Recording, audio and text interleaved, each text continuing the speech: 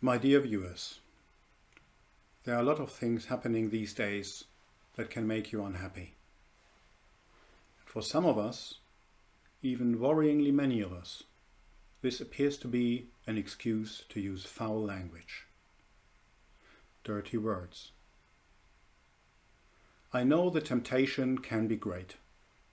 Sometimes it can really feel like we are in deep trouble. Some people, scientists, even claim that swearing can be a coping mechanism, that it can raise pain thresholds and provide temporary relief in the right dosage. But that is no excuse. Language expresses our thoughts, and therefore foul language reflects foul thoughts. Period. Now you may think that sounds a bit strong. Obviously, this only reflects my own personal attitude. What you are thinking or doing about it is of course your own business. And I can think of a number of reasons why you may consider swearing these days. There's Brexit, the coronavirus and its economic consequences, below job satisfaction, something in your personal lives.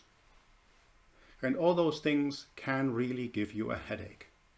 And not the kind of headache that you can get rid of simply by taking an aspirin or paracetamol. I must admit, when I am watching the news these days, I am having bad thoughts myself. Right now, over lunch, I would just like to enjoy my sausage. But that is really hard right now, because of all those thoughts that are stuck in my head. But let's not go down there. Cooking yourself a nice meal can actually provide some welcome distraction for a moment. So maybe I should simply do different things from watching the news. I could read more poetry or stories. But I simply can't.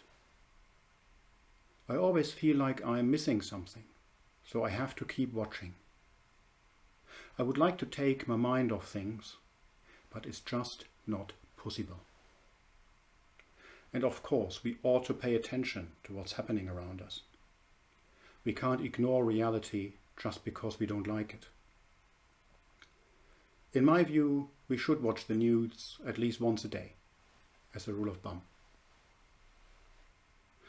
For example, not that long ago, the Conservatives promised us strong and stable leadership.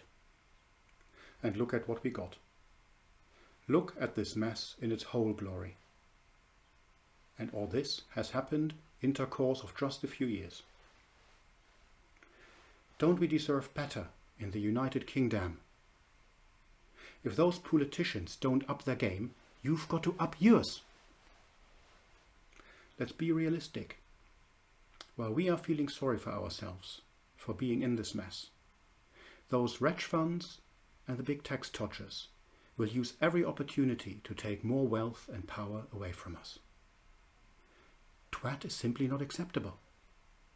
We can't be willing to accept this. Now, whatever you are planning to do about this, always keep calm. Call it politically correct or not, but don't fall for their cunning pricks. Listen to the arguments. Weigh their pros and cons. And most importantly, always stick to the facts. Thank you very much for crotching.